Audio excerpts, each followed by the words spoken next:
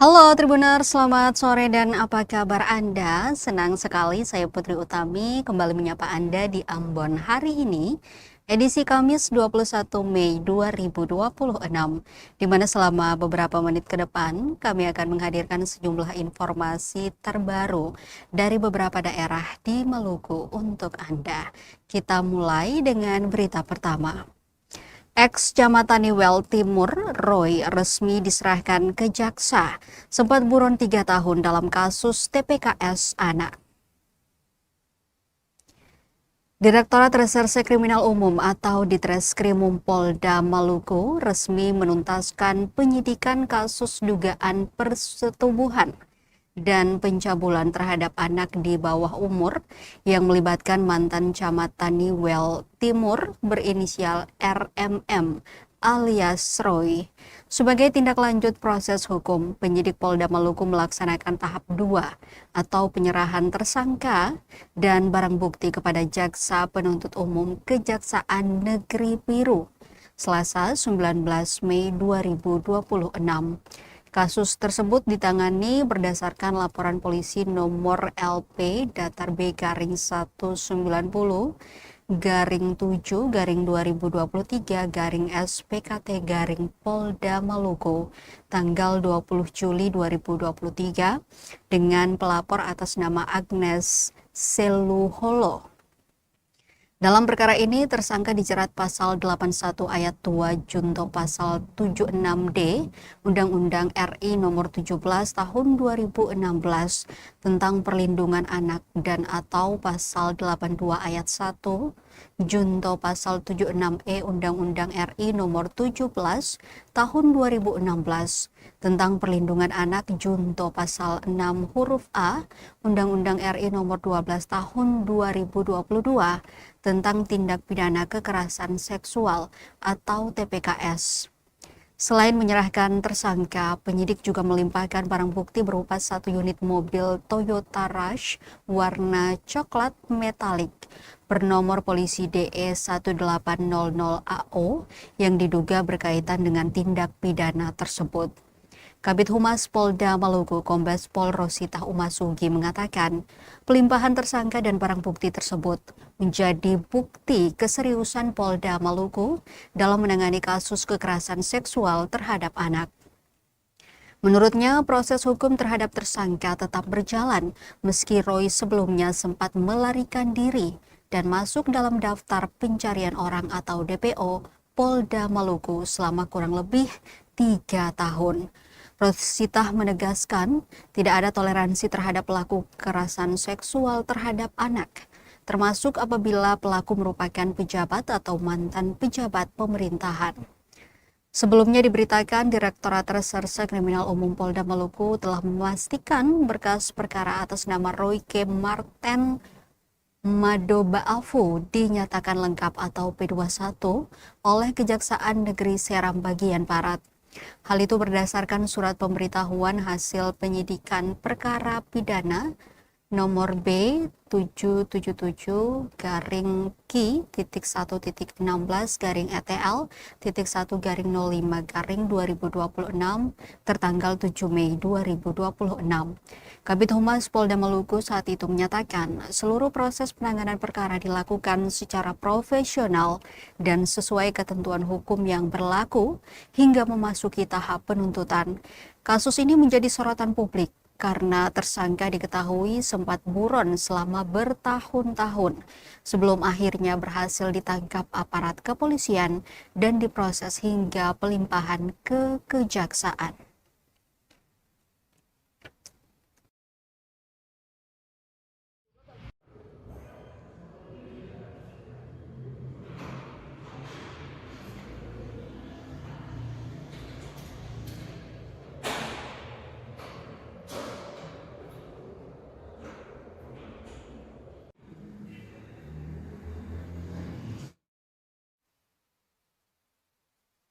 Informasi lainnya Tribuners, balap liar dan aksi standing motor di Jalan Patimura ancam nyawa pengendara. Aksi balap liar disertai atraksi standing motor masih marak terjadi di sejumlah ruas jalan utama di Kota Ambon. Aktivitas berbahaya itu bahkan kerap dilakukan secara ugal-ugalan hingga meresahkan masyarakat dan pengguna jalan lainnya.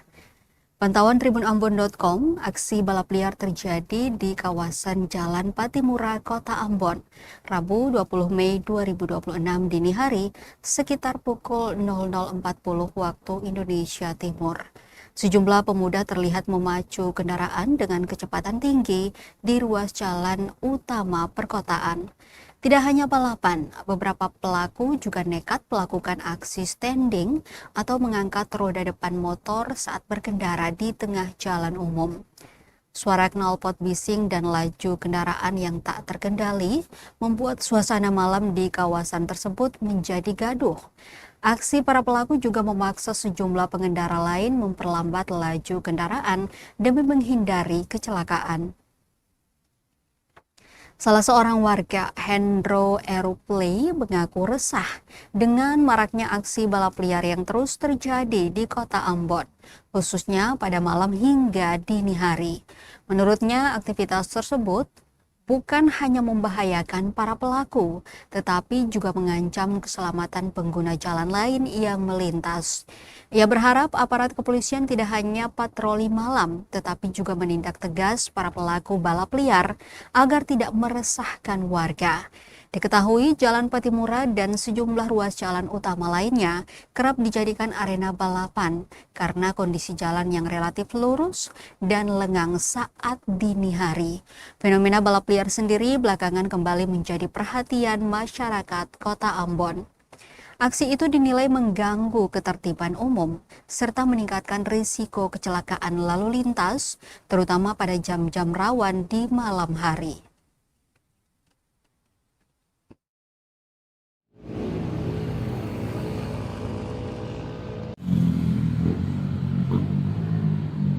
Kamera sembah, ada kamera.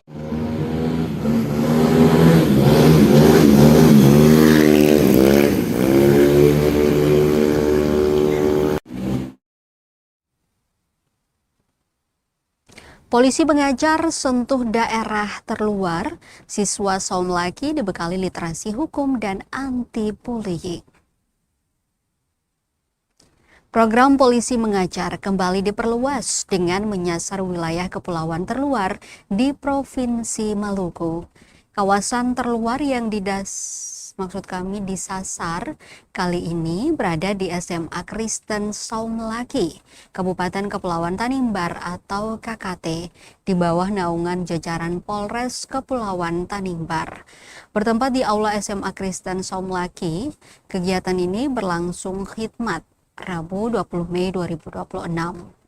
Kepala SMA Kristen Saumlaki, Abad Layair, dalam sambutannya memberikan apresiasi atas kehadiran Polri yang dalam memberikan edukasi terkait pembentukan karakter dan disiplin pelajar. Menurutnya, program edukasi ini penting dalam membimbing generasi muda sehingga terhindar dari perilaku yang tidak baik. Dengan begitu, generasi cerdas, berintegritas, taat hukum, dan tanggung jawab sosial dapat tercipta. Sementara itu, Kapolres Kepulauan Tanimbar AKBP Ayani menyampaikan program ini salah satu tujuannya untuk melindungi generasi muda dari ancaman perkembangan zaman dan konflik sosial.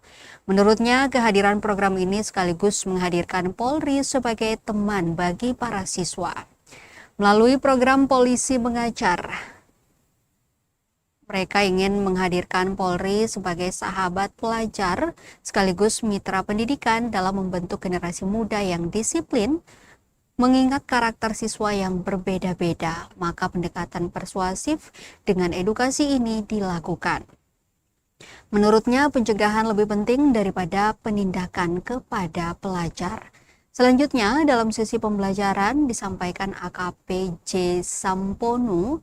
Ia menjelaskan terkait penerapan Undang-Undang Nomor 1 Tahun 2023 tentang KUHP yang mulai berlaku pada 2 Januari 2026. Uraian materinya meliputi ketentuan pidana tentang tawuran, kekerasan bersama, penyebaran berita bohong atau hoaks, mabuk di tempat umum, pencurian, hingga gangguan ketertiban lingkungan. Selain itu, siswa juga dibekali dengan pemahaman undang-undang lalu lintas dan angkutan jalan, termasuk bahaya penyalahgunaan minuman keras dan narkoba, serta edukasi terkait perundungan verbal dan kekerasan seksual terhadap anak. Suasana dialog berlangsung interaktif. Sejumlah siswa aktif mengajukan pertanyaan terkait materi yang disampaikan. Untuk diketahui, pelaksanaan polisi mengajar ini merujuk pada surat telegram Kapolda Maluku tertanggal 29 April 2026 tentang launching polisi mengajar Polda Maluku. Program edukatif tersebut dipimpin Kasat Binmas Polres Kepulauan Tanimbar, AKP J. Sampono bersama Kasih Kaum Polres Polres Kepulauan Tanimbar, Aibtu J. Jaflaun, dengan diikuti ratusan siswa dan dewan guru.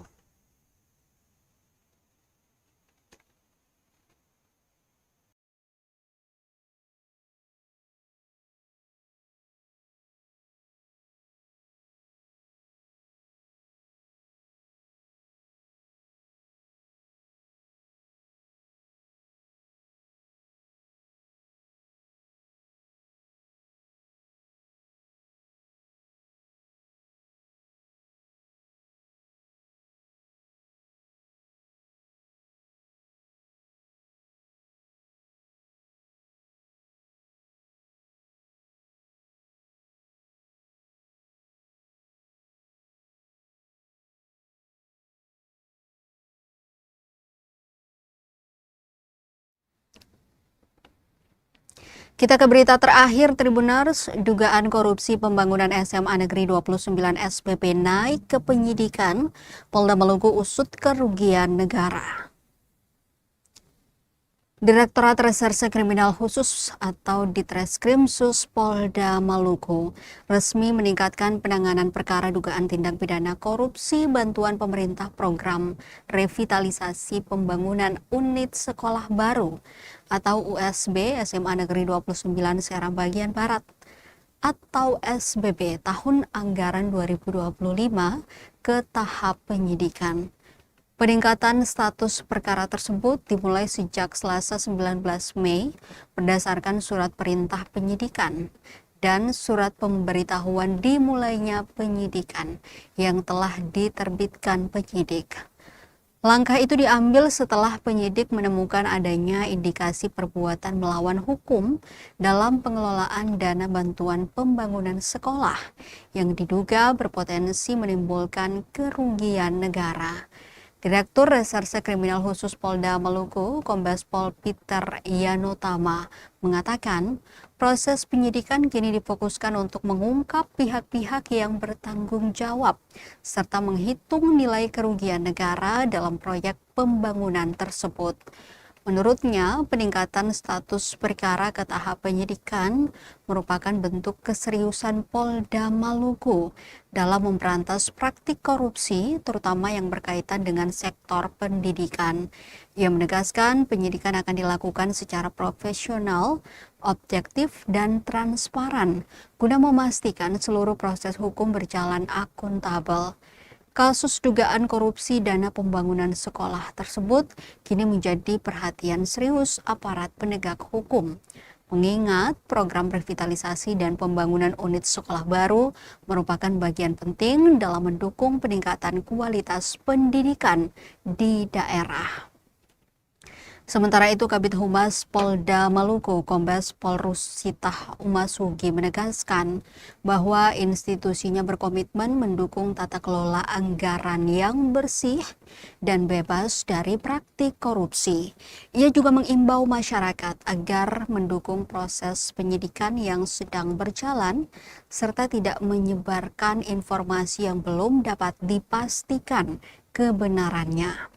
Saat ini penyidik Subdit Tipikor Ditreskrimsus Polda Maluku masih melakukan pendalaman perkara melalui pemeriksaan saksi-saksi, pengumpulan alat bukti hingga koordinasi dengan sejumlah instansi terkait. Penyidik juga tengah menelusuri aliran penggunaan anggaran dalam proyek pembangunan unit sekolah baru SMA Negeri 29 SPB guna mengungkap secara menyeluruh dugaan penyimpangan yang terjadi.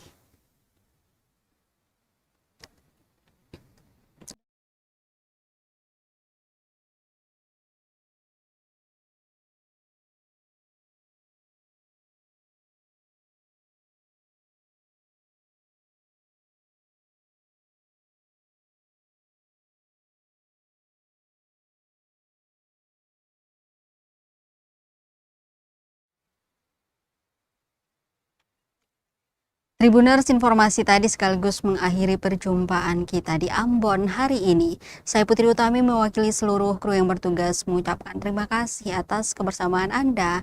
Selamat sore, sampai jumpa dan amato.